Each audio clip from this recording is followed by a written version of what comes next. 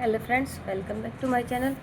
पिछले वीडियो में हमने पढ़ा था बिजोलिया किसान आंदोलन। आज पढ़ने वाले हैं बेगू किसान आंदोलन 1921 में हुआ था। बेगू किसान आंदोलन 1921 ईस्वी। मेवाड़ के ठिकाने में बेगू के किसानों ने अपने जागीरदार के अत्याचार के विरुद्ध 1921 में आंदोलन प्रारंभ कर दिए गए थे। बेगू के किसान 1921 मेनाल भीलवाड़ा में भैरवकुंड नामक स्थान पर एकत्रित हुए थे। तो बेगू के किसान कहाँ एकत्रित हुए थे? 1921 में भैरवकुंड नामक, ये कहाँ पे है? मेनाल भीलवाड़ा में। तथा निश्चित किया कि बिजोलिया के समान बेगू में भी किसानों के शोषण के विरुद्ध आंदोलन कर अनेक प्रकार की लाग बाग से मुक्ति करी। इन्होंने क्या सोचा कि जिस तरह से बिजोलिया में उनको मुक्ति मिली है, इन लाग बागों से हमें भी इन शोषण से मुक्ति मिलेगी। इसी तरह की एक सभा चांदखेड़ी, पहली सभा कहाँ हुई? भैरवकुंड नामक स्थान पर, ये कहाँ है? मेनाल भीलवाड़ा में। दूसरी सभा चांदखेड़ी में हुई।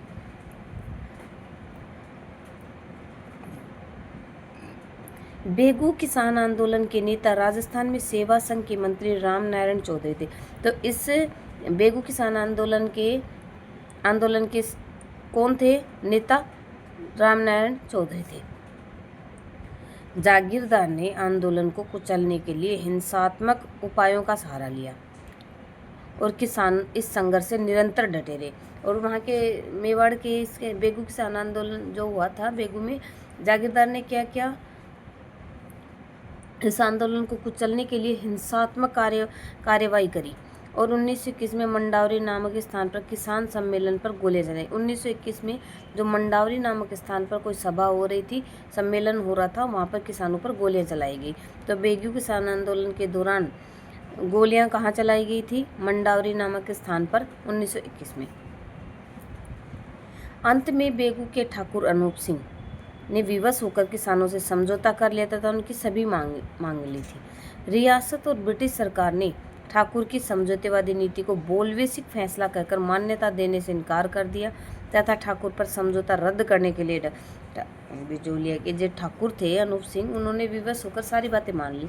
लेकिन रियासत और ब्रिटिश सरकार ने ठाकुर की समझौतेवादी नीति को क्या कहा? बोलवेसिक संघ। तो बोलवेसिक संज्ञा, बेगू की समझौता हुआ था उसको किसकी संज्ञा दी गई है? बोलवेसिक संज्ञा दी गई है। और यह कहते हुए इनकार कर दिया, समझौता रद्द कर दिया। इन्होंने जो अनूप सिंह ने समझौता किया उसको रद्द कर दिया गया। फिर ठाकुर के अस्वीकार करने पर मार्च 1923 में इन्हें नजरबंद कर उदयपुर भेज दिया गया था। ठिकाना मूसरमात के सुपुर्द कर दिया। ठाकुर के अस्वीकार करने पर और जब इन्होंने इसको जो समझौता हुआ था इन ब्रिटिश रियासत सरकार ने रद्द कर दिया, तो ठाकुर ने इनको क्या कहा कि भाई ये समझौता नहीं माना जाएगा इस तरह से। तो 23 में इन्हें नज़रबंद कर दिया और ठिकाना मुसरमात के सुपुर्द कर दिया। कोर्ट्स ऑफ वार्ड के को सुपुर्द कर दिया गया।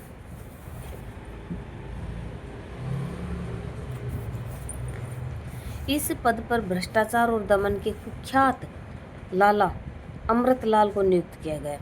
इस भ्रष्टाचार और दमन के लिए कुख्यात लाला अमृतलाल को नियुक्त कर दिया।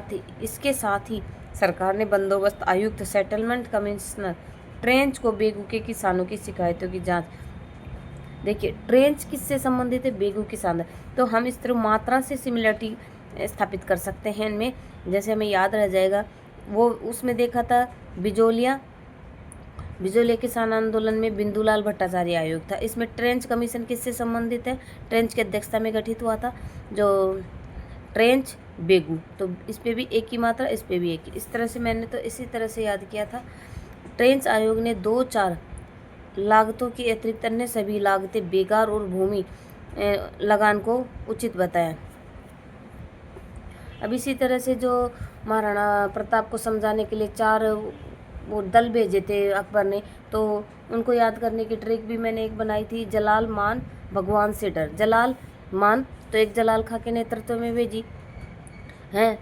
मान सिंह के दूसरी, पहली जलाल और दूसरी जलालुद्दीन था को है ना। फिर बाद में मान सिंह के नेतृत्व में भेजी थी तीसरी, भगवंत दास भगवान से डर और फिर टोडरमल के।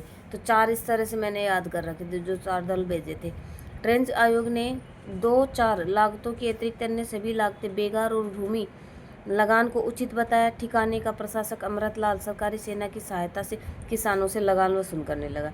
ट्रेंच आयोग ने 2-4 लागतों के अतिरिक्त अन्य सभी लागतें बेगार भूमि को उचित बताया कि ट्रेंच आयोग गठित किया गया था ना, तो इसने भी उचित ही बताया, 1-2 को ही ऐसे ही बताया, बाकी को तो सारे को उचित ही बताया। ठिकाने का प्रशासक कौन था, किसको नियुक्त किया था? अमृतलाल को सरकारी सेना का सहायता और किसानों से लगान वसूल करने लगा। बेगू के किसान आयोग के निर्णय पर विचार करके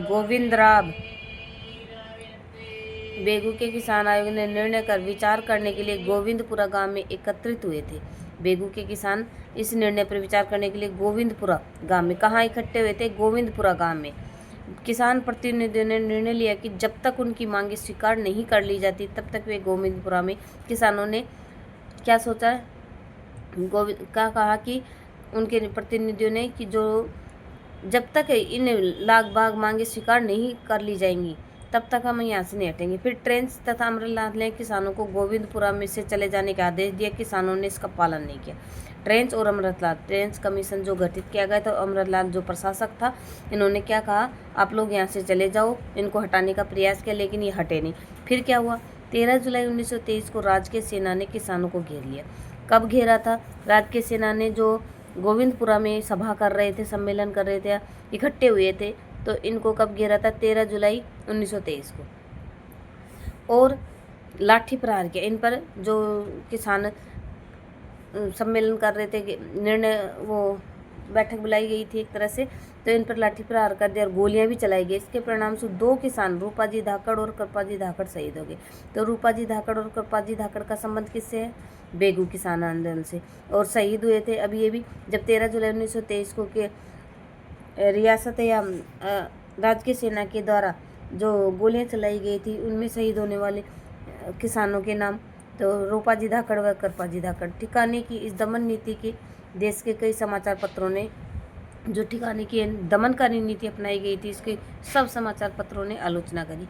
महाराणा फतेह सिंह ने इस घटना को अपनी नाराजगी जताने के लिए मेवाड़ के दीवार प्रभाष चटर्जी को ड्योढ़ी बंद कर दी थी। महाराणा फतेह सिंह ने इस घटना पर तो मेवाड़ के दीवान कौन थे? प्रभाष चंद्र चटर्जी। कौन थे? प्रभाष चंद्र चटर्जी थे। इनकी ड्योढ़ी बंद कर दी गई थी। किसने? फतेह सिंह ने इस घटना पर नाराजगी जताने के लिए। सेना के अत्याचारों से किसानों का आंदोलन शिथिल पड़ने लगा। किसानों का मनोबल गिरने लगा। यह देखकर पथिक बेगू पहुंचे थे और उन्होंने आंदोलन को नेतृत्व किया। आंदोलन पुनः सजीव होने। पथिक जी भी इस आंदोलन से जुड़े थे। किससे? बेगू से। और 10 सितंबर 1923 को पथिक जी गिरफ्तार कर लिए गए। तो बेगू किसान आंदोलन के दौरान पथिक जी को कब गिरफ्तार किया गया था? तो 10 सितंबर 1923 को। ये डेट याद रखने योग्य है, ये एग्जाम में क्वेश्चन बन सकता है। 10 सितंबर 1923 को पथिक जी को बेगू किसान आंदोलन के दौरान गिरफ्तार किया गया था। पथिक जी की गिरफ्तारी के बाद बेगू का आंदोलन कुचल दिया गया। फिर भी इसे किसानों की स्थिति में अत्यधिक परिवर्तन आया कि आंदोलन के दबाव के कारण बेगू ठिकाने में दिसंबर 1923 में बंदोबस्त शुरू और लगान की दरें निश्चित कर दी गई। इस वीडियो में इतना ही।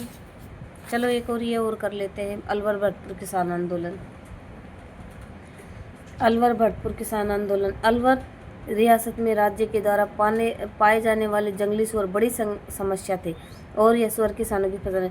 अलवर रियासत में इन सुअरों की ज़्यादा संख्या हो गई थी, तो ये किसानों की फसल को नष्ट कर देते थे। 1921 में किसानों ने इसके विरुद्ध आंदोलन किया। अंततः राज्य ने सुअरों को मारने की इजाज़त पर सहमत हो गया।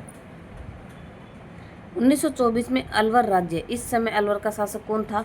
21 में यह बात हुई कि भाई किसानों ने आंदोलन किया और राज्य ने इन सुअरों को मारने की इजाज़त देने पर सहमत हो गया। लेकिन 1924 में अलवर राज्य का शासक कौन था? जयसिंह था। और में भूमि बंदोबस्त कर लगान में वृद्धि कर। इनने क्या किया? भूमि बंदोबस्त जो कर लगान था उसमें वृद्धि करी। अतः अलवर राज्य के खालसा क्षेत्र के राजपूत किसानों ने आंदोलन प्रारंभ कर दिया। इस आंदोलन के अगुवा माधो सिंह, गोविंद सिंह, अमर सिंह, गंगा सिंह थे। इस आंदोलन जो भूमि कर जो लगाया गया था उसके अगुवा जो आंदोलन किए थे उनमें अगुवा कौन थे? नेतृत्वकर्ता कौन थे? माधो सिंह, गोविंद सिंह, अमर सिंह और गंगा सिंह। आंदोलन चलाने के कार्यक्रम को निर्धारित करने के लिए सभी किसान भारी संख्या में नीमू चना कोटपुतली बहरोड में एकत्रित हुए।